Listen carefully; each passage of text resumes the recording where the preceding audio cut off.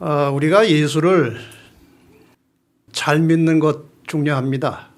그러나 그 이전에 더 중요한 것은 예수를 바르게 믿는 것입니다. 얼마든지 다르게 믿을 수 있습니다. 제 발음을 잘 들으셨습니까? 예수를 믿는 길은 이 성경에 아주 분명히 나와 있습니다. 바르게 나와 있습니다.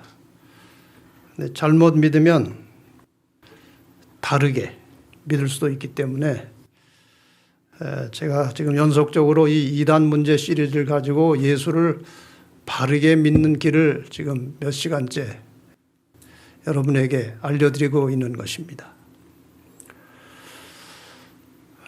오늘 2단 문제 시리즈 6번째 시간에 기독교 안에 스며들어 있는 이 태양신교의 풍습에 대해서 말씀을 드릴 것이고, 일단 결론부터 말씀드리면 오늘날 대부분의 기독교에서 절기로 사용하고 있는 부활절과 크리스마스 그리고 일요일 예배는 100% 태양신에서 나온 것입니다. 이 문제를 오늘 여러분에게 좀 소상하게 말씀을 드리려고 합니다. 에스겔 8장 14절과 16절에 보면 에스겔이 이런 이상을 보았습니다. 그가 또 나를 데리고 여호와의 전으로 들어가는 북문에 이르시기로 보니 거기 여인들이 앉아 단무스를 위하여 애곡하더라. 여인들이 앉아서 단무스를 위해서 애곡하더라. 이 말씀을 잘 기억해 두시기 바랍니다. 설명을 나중에 드리겠습니다. 그가 또 나를 데리고 여호와의 전 안뜰에 들어가시기로 보니 여호와의 전 문 앞 현관과 제단 사이에서 약 25인이 여호와의 전을 등지고 낯을 동으로 향하여 동방 태양에 경배하더라. 여러분, 이 지금 일이 어디서 일어나고 있습니까? 여호와의 전 안에서 일어나고 있었던 일입니다. 여인들이 앉아 단무스를 위해서 애곡하더라. 이거 단무스 역시 태양신입니다. 동방 태양에 경배하더라. 이게 유대인들이 지금 성전 안에서 이런 일을 했다는 기록입니다. 이방신들 가운데서 가장 오래되고 영향력 있는 신은 역시 태양신입니다. 많은 사물이 신으로 섬겨지고 있습니다마는 그 중에서 가장 으뜸은 태양신입니다. 이스라엘이 타락하였을 때 태양신은 지금 여기 말씀해 보신 대로 성전에까지 파고 들어와서 백성들을 미혹하고 또 하나님을 이스라엘 백성과 하나님이 멀어지게 하는 장본인이 바로 태양신이었습니다. 세계 도처에 이 태양신을 상징하는 문양들이, 그림들이, 또 건축물들이, 조각상들이 만들어져 있습니다. 사탄은 사람들이 하나님을 믿지 못하도록 하기 위해서 하나님을 대신하거나 하나님을 대치하는 신으로 태양신을 만들어서 퍼뜨렸습니다. 이건 아주 오래된 역사입니다. 그래서 그 결과로 고대로부터 세계 도처에 태양신이 각각 다른 이름으로 존재합니다. 그래서 태양신 이름이 참 많습니다. 때로는 이 태양신이 남신으로, 남자신으로, 때로는 여신으로 등장해서 사람들을 미혹합니다. 태양신을 지칭하는 이름들은 하도 많아서 다 여기 명시할 수 없습니다만은 대표적으로 단무스, 또 성경에 자주 나오는 바알신, 그다음에 이집트의 오시리스, 또 마르뚝, 주피터, 미트라, 이건 페르시아하고 로마에서 주로 섬기던 태양신 이름이 미트라입니다. 오리온, 벨, 이런 이름들이 다 태양신의 이름들입니다. 이 중에서 특별히 담무스라고 하는 신은 바벨탑과 연관을 가지고 있습니다. 여러분 바벨탑 이야기를 잘 아십니다.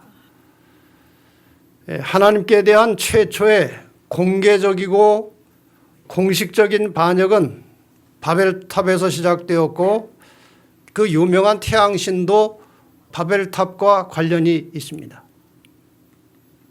여러분이 아시는 대로 바벨탑을 건축한 사람은 니무롯입니다. 이 니무롯의 아내가 세미라미스라고 하는 이름을 가졌습니다. 세미라미스.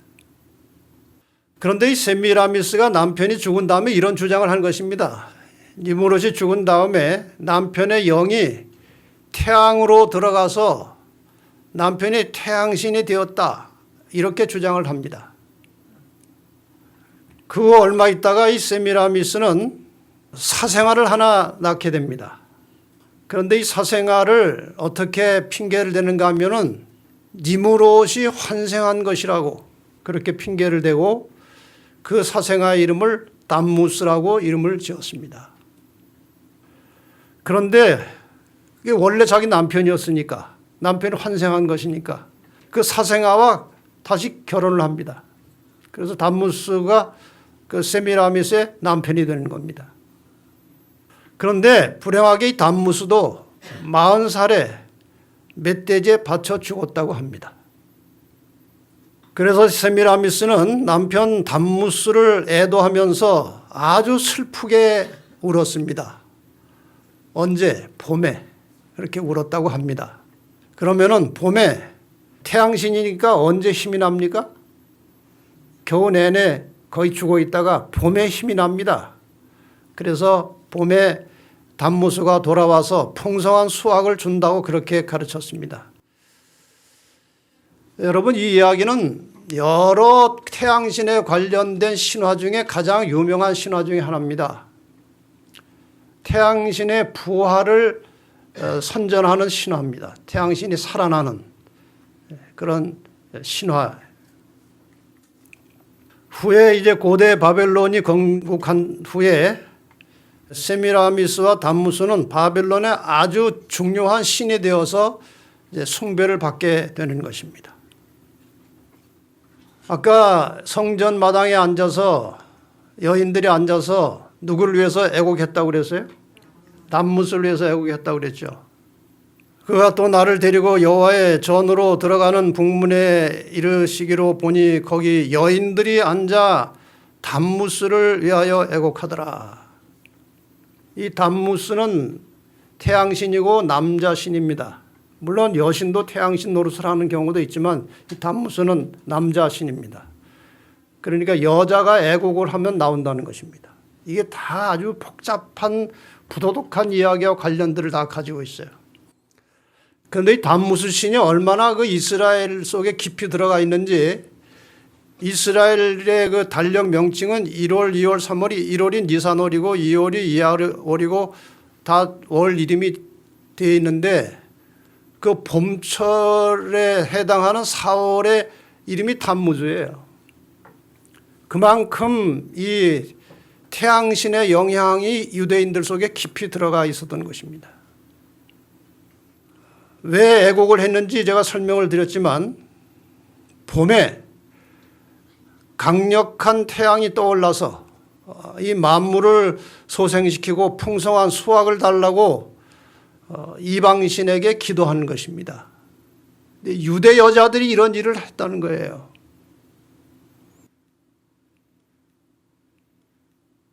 그래서 그 여자들이 애곡하는 그 전통이랄까 풍습의 이유는 세미라미스라는 그 여자가 남편 담무스를 위해서 애곡했기 때문에 그 이후에 그런 전통과 그런 풍습에 의해서 여자들이 주로 봄철에 태양을 향해서 태양이 살아나도록 애곡을 했다는 것입니다.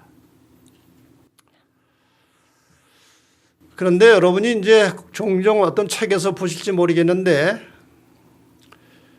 이 세미라미스가 낳은 그 담무스라는 사생아를 안고 있는 그림이 세계 도처에 나옵니다. 이 그림은 이 바벨론에 대한 이야기 책 속에는 거의 빠짐없이 나옵니다. 이 여자가 아이를 안고 있어요. 저 여자가 세미라미스고 저 아이가 사생아 담무스예요. 근데 이런 전설과 이런 신화들이 세계 도처에 있어요. 인도에도 이렇게 모자상이 있어요. 인도에도. 근데 이 세미라미스 여신과 담무스 신은 주로 이제 아까 말씀드린 대로 이제 태양신으로 숭배되고 있었습니다. 근데 이 이교, 이방 종교의 특징 중에 하나는 반드시 여신이 따라다닙니다. 그래서 그들의 이 여신들이 있는 이 우상 숭배의 예배와 축제는 늘 이 남녀의 부도덕한 행위들이 수반되고 그것으로 참석자들의 마음을 끌어들여서 동참하게 하는, 유혹하는 것입니다. 이스라엘 백성들이 가나안 접경에 들어가면서 가나안에 들어가는 과정에서 발람의 유혹을 받아서 타락한 적이 있죠. 그 발람의 유혹이 바로 이런 제사에 참여하도록 이끌어간 것입니다. 그런데 교회가 이제 타락했을 때, 교회가 타락했다는 것은 주로 이제 기독교로 하다가 타락하면서 이제 가톨릭으로 변질되는 그런 과정입니다. 교회가 타락하게 되었을 때, 이 가톨릭도 이방 그 신들의 이방 종교의 영향을 많이 받아가지고 여신이 하나 필요했습니다. 여신. 원래 기독교는 여신이 없죠. 그래서 이 가톨릭에서 그 이방 종교의 풍습을 본받아서 여신을 하나 채택하게 되었는데 그 여신이 바로 마리아입니다.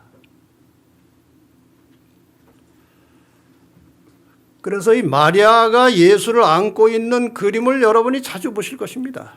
이것은 그냥 예사로운 그림이 아니고 바로 세미라미스와 담무스를 본받아서 이 형상을 그려놓은 것입니다. 그리고 그 뒤에, 머리 뒤에 동그란 원이 있지 않습니까? 이것이 바로 태양신입니다.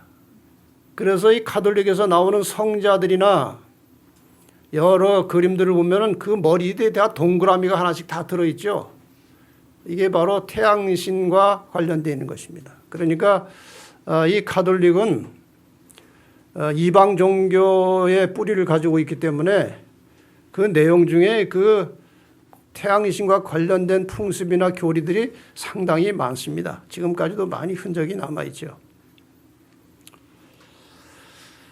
자, 이 태양신을 섬기는 사람들이 이제 대대적으로 그 태양신을 이제 축제로 끌어들여서 대대적인 그런 행사를 하는 타이밍이 있어요. 타이밍. 언제 하느냐 하면 여러분이 이 그림을 보시면 대충 아실 것입니다.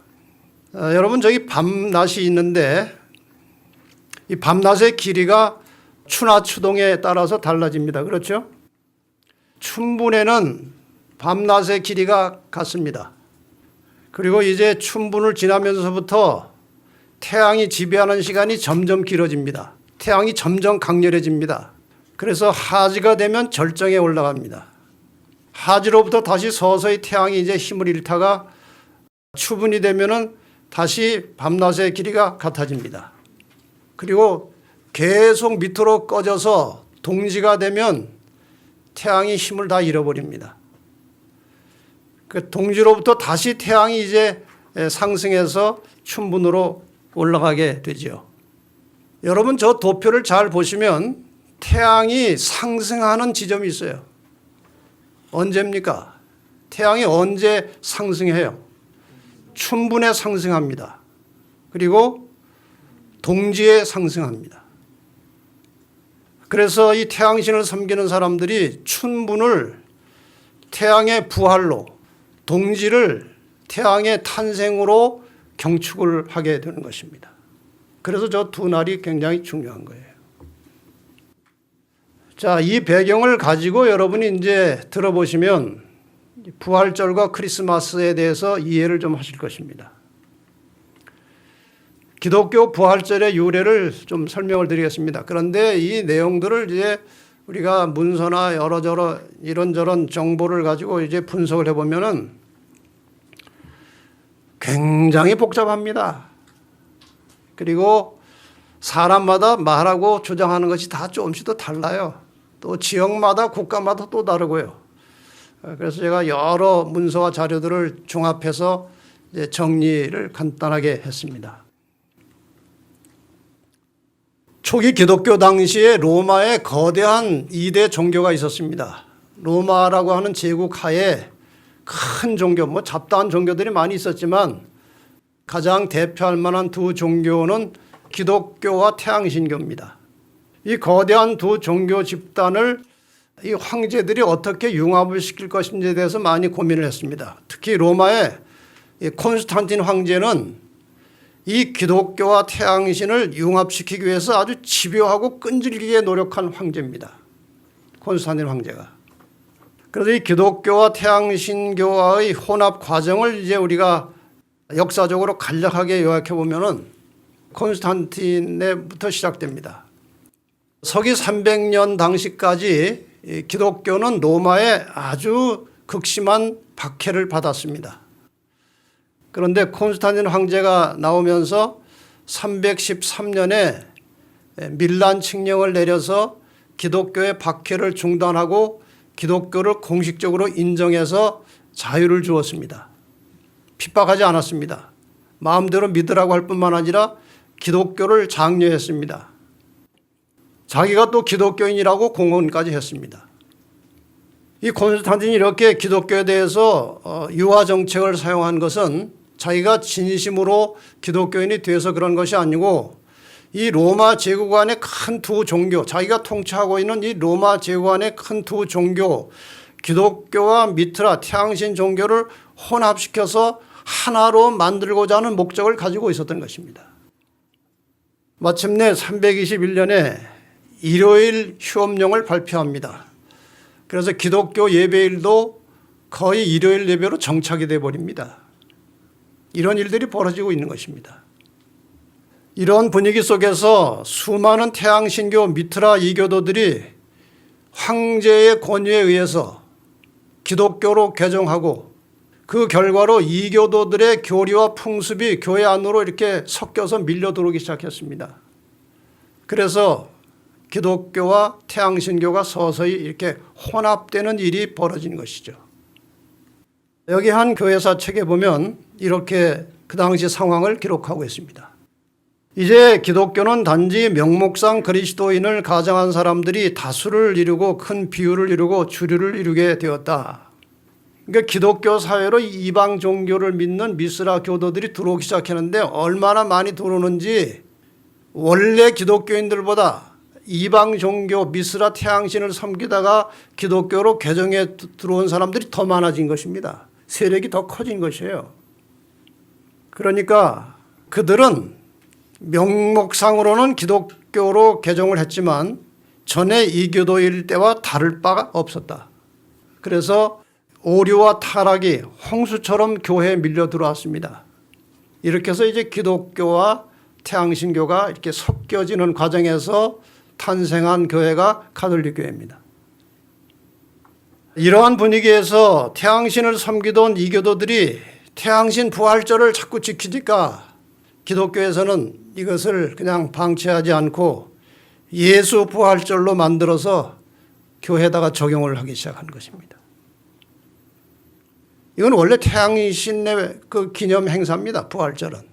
근데 이것을 이제 교회가 그냥 그대로 받아들인 거예요. 이 흔적은 얼마든지 우리가 많이 찾아볼 수 있는데 특별히 이제 부활절이라는 이름과 날짜를 보면 확실합니다. 이 부활절의 이름은 영어로 이스터입니다. 이스터. 여기 이스트라고 하는 것은 동쪽이라는 뜻이에요. 이스터 하면은 동쪽에서 뭔가 올라온 무엇을 말하는 것입니다. 태양신을 가리키는 거예요. 북유럽의 튜튼족의 여신 이름은 에오스트레입니다. 그 에오스트레라고 하는 신은 봄의 여신 혹은 풍요의 여신을 뜻합니다. 그런데 이 똑같은 에오스트레 신이 앵글로색슨족에서는 이름이 어떻게 바뀌었는가 하면 이스터로 바뀌었습니다. 이스터 역시 그러니까 봄의 여신 이름이에요.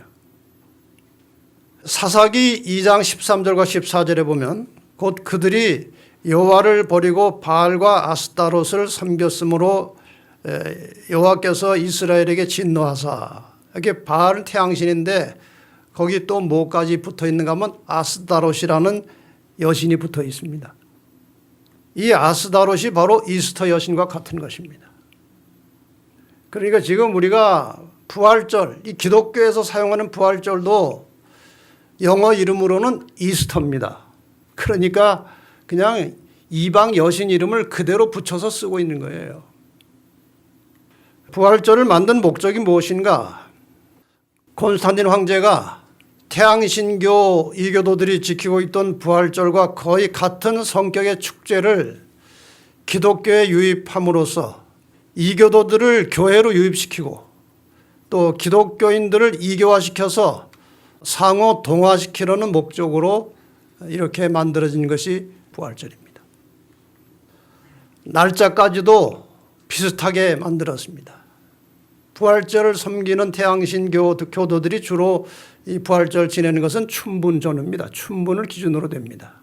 그런데 예수 부활을 가르치는 이 기독교의 부활절도 날짜를 어떻게 정하느냐?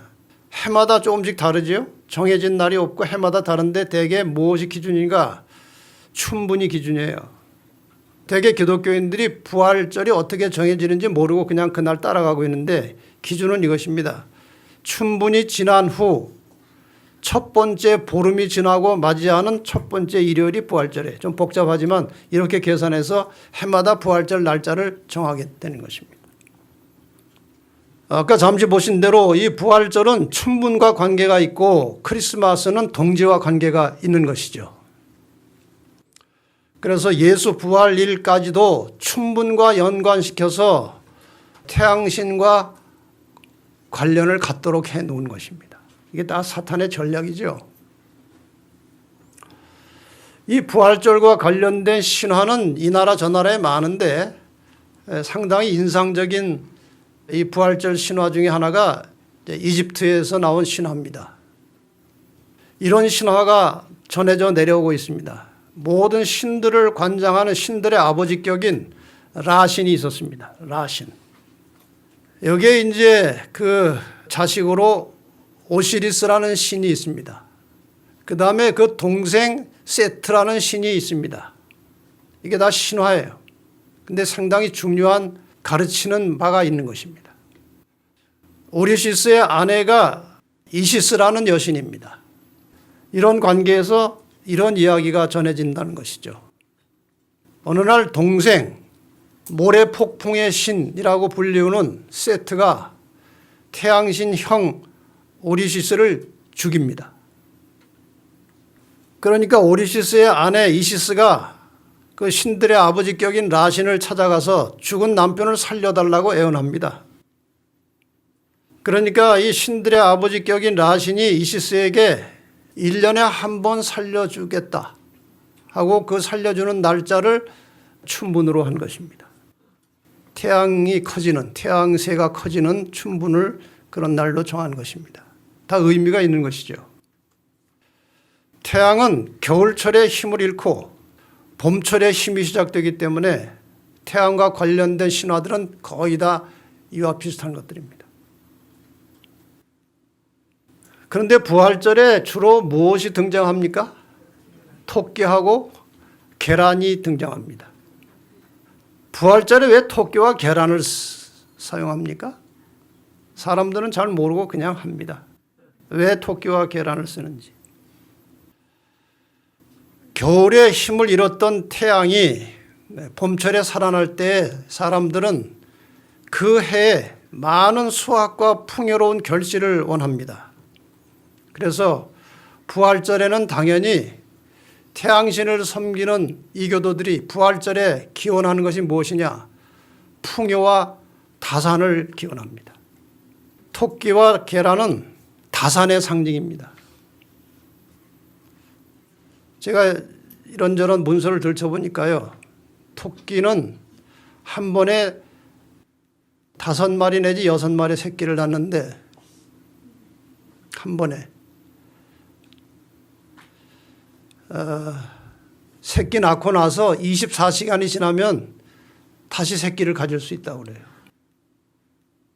1년에 대략 50 내지 60마리를 낳는다고 합니다. 그러니까 다산이에요.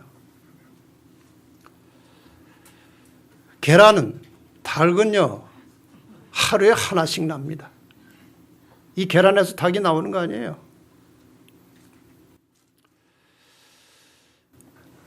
그런데 그 게르만 전설에는 또 이런 이야기가 전해 내려오고 있습니다. 봄의 여신 에오스트레가, 에오스트레 이제 봄의 여신 이름인데, 겨울에 죽어가는 새 한 마리를 발견해서 그 죽어가는 새를 토끼로 변신시켜 줬어요. 토끼로. 그랬더니 이 토끼가 된 새가 알을 계속 하루에 하나씩 낳아주는 거예요. 그 앞에다가. 토끼가 알을 낳아주는 거예요. 그래서 토끼와 알이 봄철 절기인 부활절을 상징하는 도구가 된 것입니다.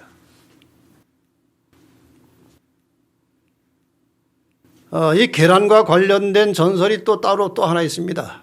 큰 계란이 유프라테스 강에 떨어졌는데 물고기들이 그 계란을 이렇게 굴려가지고 강둑에 올려놨더니 비둘기들이 그 위에 앉아가지고 부화를 시켰는데 거기서 나온 신이 비너스, 즉 아스타르테 이스터였다는 것입니다. 이런 여러 가지 복잡한 연유 때문에 부활절에는 계란과 토끼를 사용한다는 것이죠. 지금 여기 다른 교회 다니시다가 오신 분들 부활절 다 지켜보셨죠? 지켜봤는데 왜 계란 쓰는지 왜 토끼를 쓰는지도 모르고 그냥 하셨을 거예요. 이런 배경이 있는 것입니다. 이렇게 아무것도 모르고 수많은 사람들이 부활절이 되면 이렇게 앉아서 연합 예배를 드리고 있습니다. 저희 교회는 부활절을 지키지 않습니다. 그래서 어떤 사람은 그럼 부활을 안 믿으십니까? 그래요. 왜 부활절 안 지킵니까? 부활을 안 믿으십니까? 여러분 부활을 안 믿으십니까? 재림을 믿고 있는 재림 성도들만큼 부활을 확실하게 믿고 있는 사람들이 없습니다. 이 기독교 신앙의 핵심은 부활 신앙이에요. 사도들이 전한 복음의 주제, 사도행전에 이 사도들이 복음 전하는 장면이 많이 나오는데 주로 그 사람들이 무엇을 증거했는가 하면 부활을 증거했습니다. 제가 사도행전의 그 낱말을 좀 찾아보니까 사도행전에 십자가라는 낱말은 2번 나와요. 부활이라고 하는 말은 10번 나와요.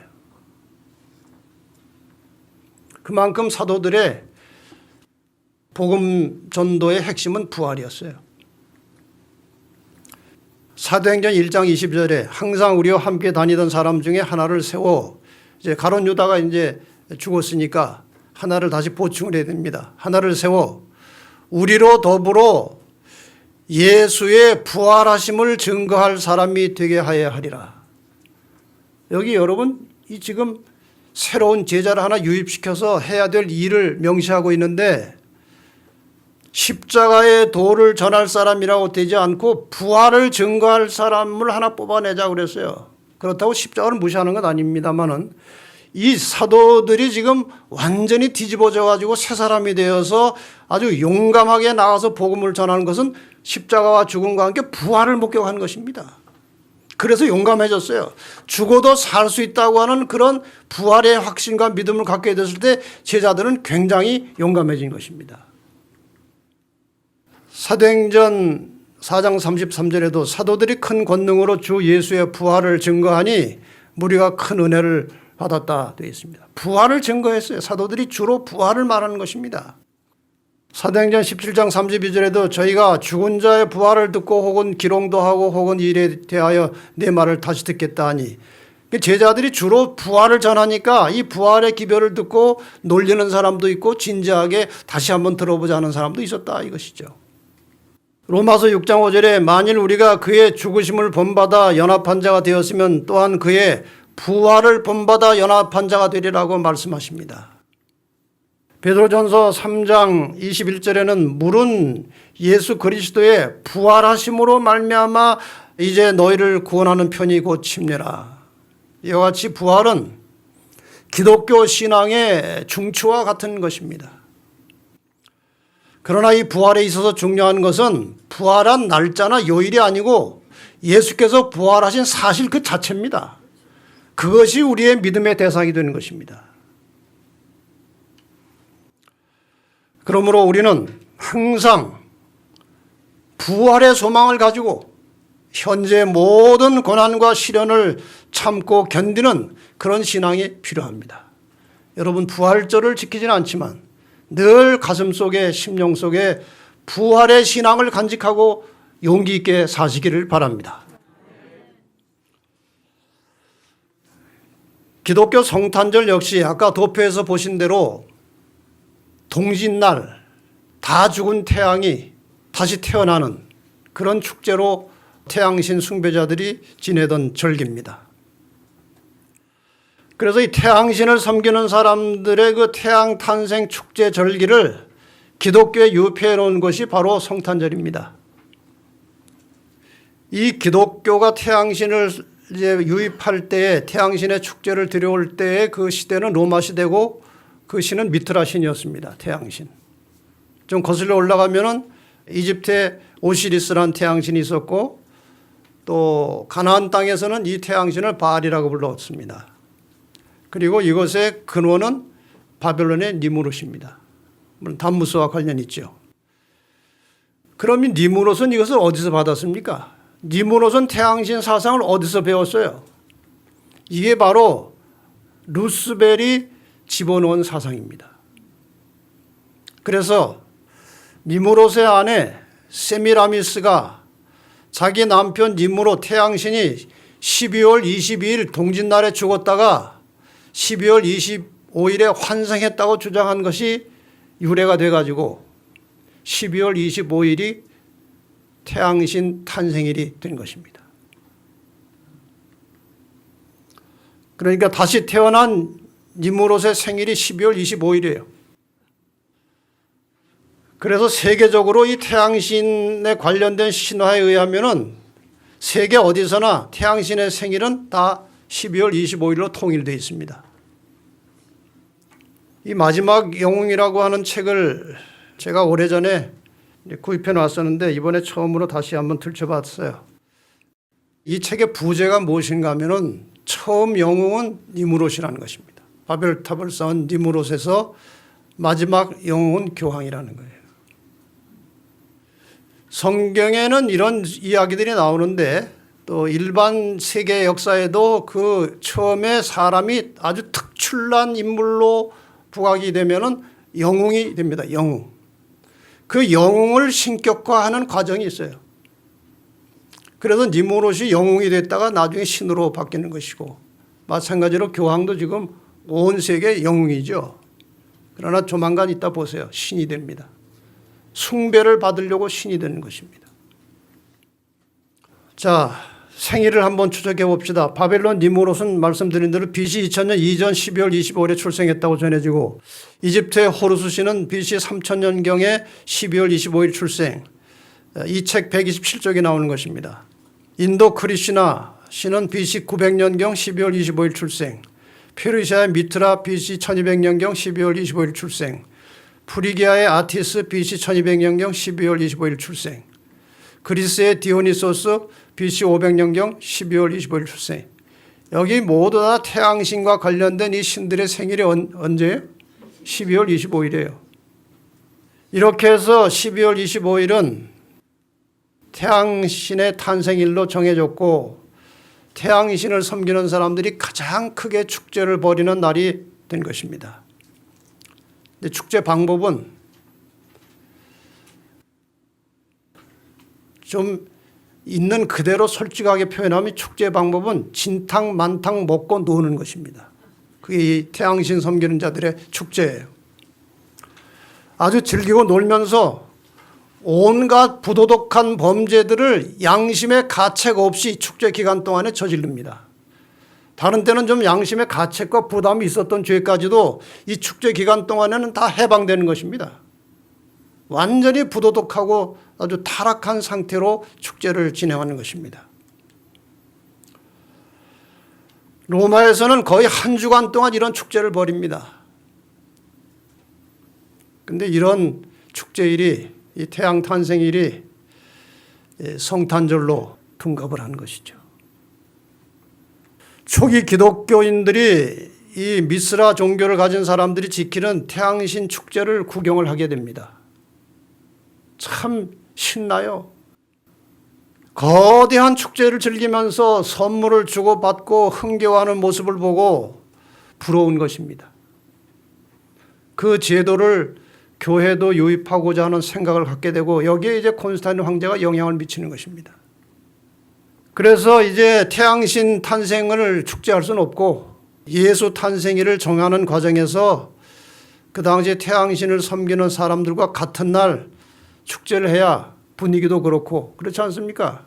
다르게 하는 것보다 그때 같이 예수 탄생을 기념해서 축제하는 것이 훨씬 분위기에 맞으니까 12월 25일 태양의 생일을 그대로 도입해서 예수 탄생일로 정하게 됩니다. 예수 탄생은 12월 25일하고는 전혀 관계가 없어요. 그리고 명칭을 크리스마스라고 했습니다. 여러분, 이 크리스마스라는 것은 크라이스트 메스라는 말이에요. 이건 그대로 번역하면 그리스도 미사입니다. 미사, 제사예요. 그래서 태양신 숭배자들이 태양 탄생일에 태양신에게 제사하듯이 기독교인들도 그리스도께 제사한다는 의미로 지은 이름이 크리스마스, 크라이스트 메스입니다. 지금도 여전히 가톨릭에서는 미사를 드립니다. 제사를 드리고 있다는 것이죠. 이러한 제도가 4세기 후반에 시작돼서 5세기쯤 돼가지고는 세상의 거의 모든 그리스도인들이 12월 25일을 성탄절로 지키게 되었습니다. 근데 참 묘하게도 지금은 조금 식어졌습니다만은 굉장히 오랜 세월 동안 가장 범죄가 많은 날이 언젠가 12월 24일, 12월 25일이에요. 그게 태양신 축제에서 유래한 것이기 때문에 그런 것입니다.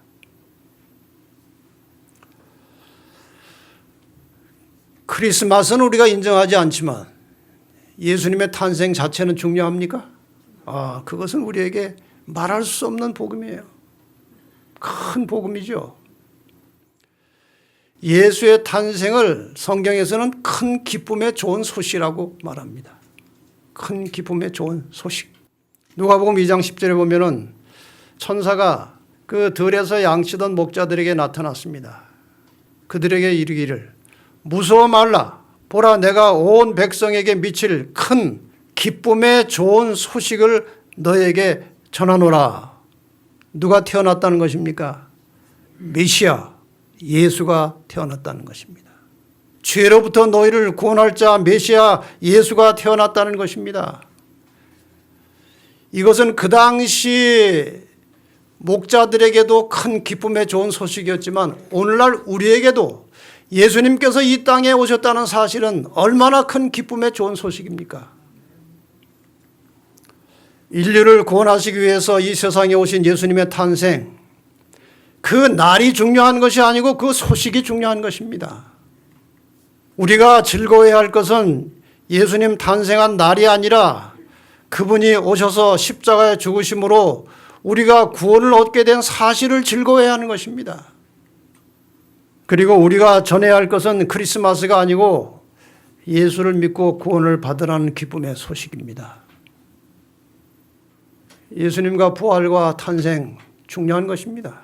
그러나 지금 사람들이 지키고 있는 절기, 부활절과 크리스마스는 전혀 성경의 사상과 관련 없이 태양신에서 유래된 것입니다. 한 가지 더, 그것은 일요일 예배가 어떻게 유래되었는지, 이 문제는 사실 지난 시간에 제가 상세하게 말씀드렸기 때문에 간단하게 설명하고 결론을 맺겠습니다. 성경에 보면 이스라엘 백성들이 수시로 태양신을 경배하고 태양신의 영향을 받은 것으로 나옵니다. 사실 유대교도 태양신의 영향을 받아서 실패한 것으로 해석해도 별로 틀리지 않습니다. 유대 제사장들이 번쩍거리는 거창한 옷을 입고 멋진 모습으로 제사를 드리고 백성들을 지도할 때 그 복장이 태양신 예배 제사장들의 복장이에요. 태양신을 예배하는 사람들은 굉장히 화려한 복장을 가지고 예배를 합니다. 특히 제사장들이. 마찬가지로 지금 가톨릭에서도 그 교황이나 이 사제들의 복장은 굉장히 휘황찬란합니다. 다 거기서 유래된 거예요. 유대 제사장들도 그 흉내를 낸 것입니다. 그래서 초기 기독교의 타락 역시 이 태양신과 혼합되면서 시작됐고 결과적으로 타락한 기독교 형태로 천주교가 나타나게 됐고 천주교 안에는 아까 말씀드린 대로 태양신과 관련된 풍습이나 교리들이 대단히 많이 섞여 있습니다. 그 안에. 자, 이 기독교 안에 남아있는 태양신교의 풍습들이 많이 있지만 그중에서 천주교에 관련된 것 몇 가지 예를 들어보면 각종 형상과 절기들입니다. 이 형상과 절기는 거의 이방신에서 본받아서 배운 거예요. 우상들 만드는 거, 돌로 뭐 만드는 거 전부 다 이교들의 풍습이에요. 특히 마리아 여신 숭배하는 것. 그다음에 지금 공부하셨던 부활절, 크리스마스, 일요일 예배가 다 태양신에서 나온 것입니다. 여기에서 이제 성경 중심으로 개신교회가 떨어져 나왔습니다. 더 이상 거기에 머물러 있을 수 없다. 성경대로 돌아가자 하고 나왔는데 부활절과 크리스마스와 일요일 예배는 그대로 공유하고 있는 것입니다. 개혁을 하려면 이거까지 다 개혁을 했어야 됩니다. 그대로 붙들고 있기 때문에 다시 개신교는 지금 천주교로 들어가고 있습니다. WCC를 통해서 지금 개신교는 천주교와 하나가 되어가고 있습니다. 자, 지금 이 부활절 크리스마스는 1년에 한 번이지만 일요일 예배는 매주 드립니다. 매주.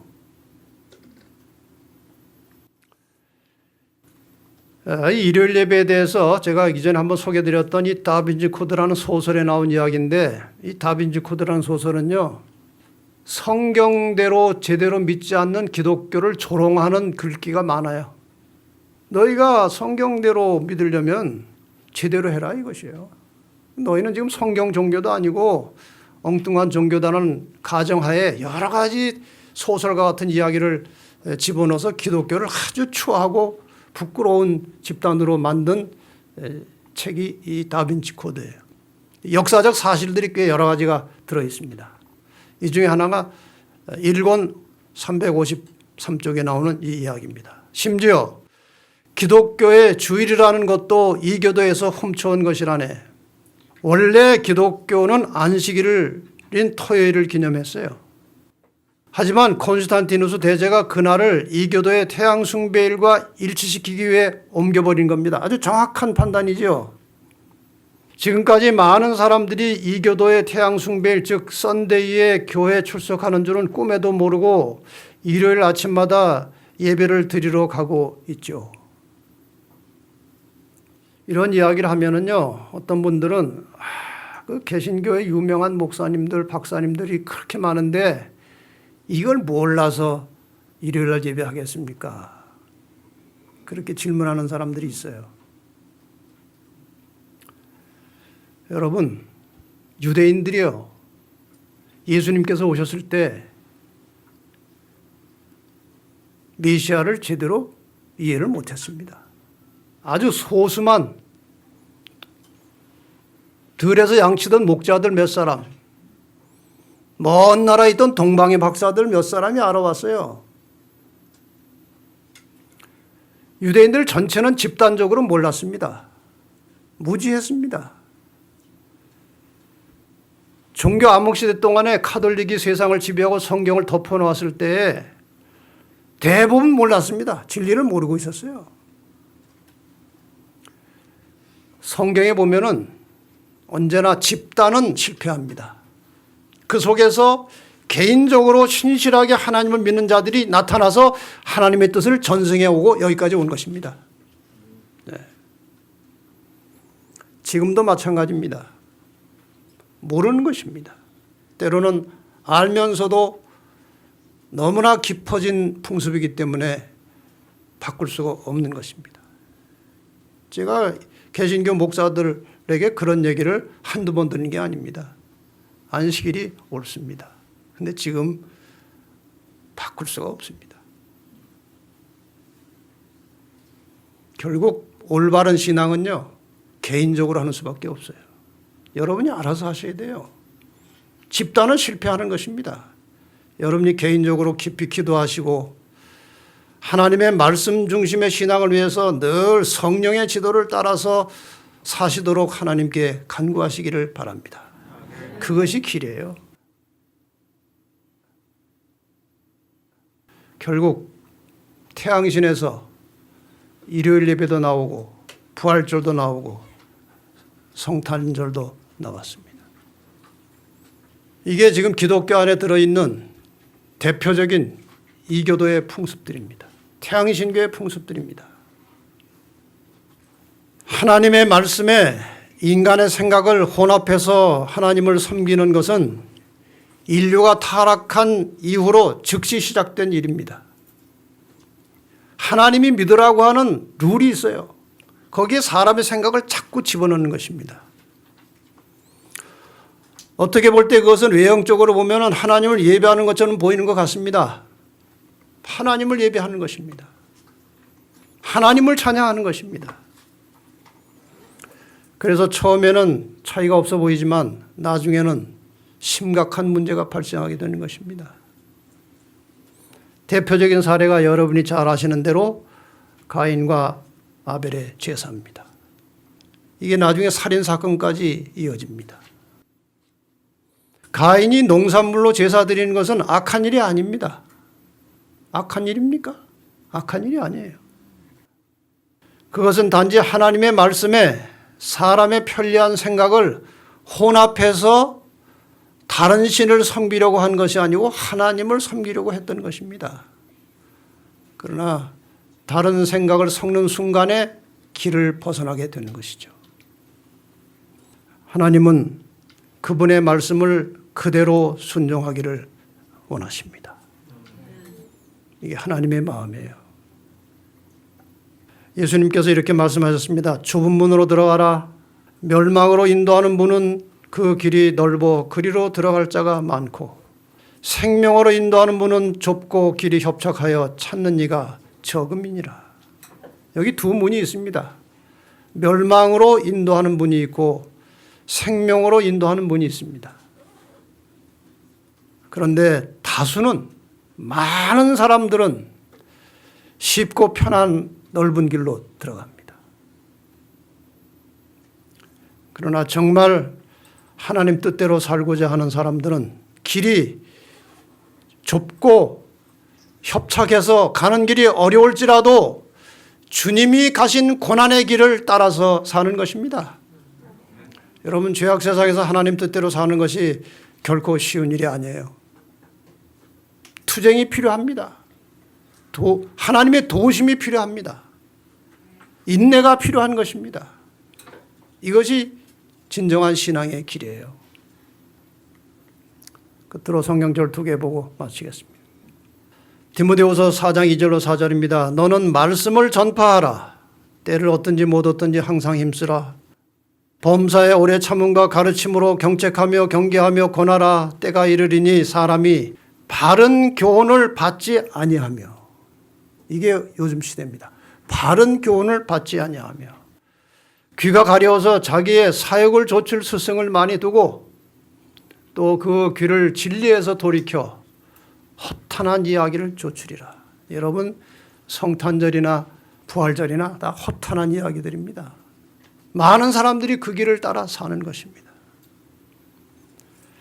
이들에게 여러분 말씀을 전하시기를 바랍니다. 여러분이 아는 사람들 중에 잘 모르고 이것을 따라가는 교인들이 있으면 오늘 전해진 이 말씀을 나누어 주시기를 바랍니다. 말씀을 전파하라. 디모데전서 4장 7절 8절은 망령되고 허탄한 신화를 버리고 오직 경건에 이르기를 연습하라. 그런 신화에 묶여서 얽혀서 나타난 그런 무슨 부활절이나 크리스마스나 이런 데 관심 쓰지 말고 경건에 이르기를 연습하라는 것입니다. 육체의 연습은 약간의 유익이 있으나 경건은 범사 유익하니 금생과 내생의 약속이 있느니라. 주님의 재림을 맞이하기 위해서 살아가는 사람들 길은 명확합니다. 제가 많이 여러 번 말씀드렸던 것입니다. 복음 전도와 품성의 개발입니다. 여기 있지 않습니까? 말씀을 전파하라. 경건에 이르기를 연습하라. 이 두 가지를 여러분의 인생의 지표로 삼고 오늘도 내일도 올바른 길을 따라서 하나님을 믿으시기를 바랍니다. 하늘까지 흔들리지 말고 안전하게 도착하게 되시기를 간절히 바라면서 말씀을 마치겠습니다.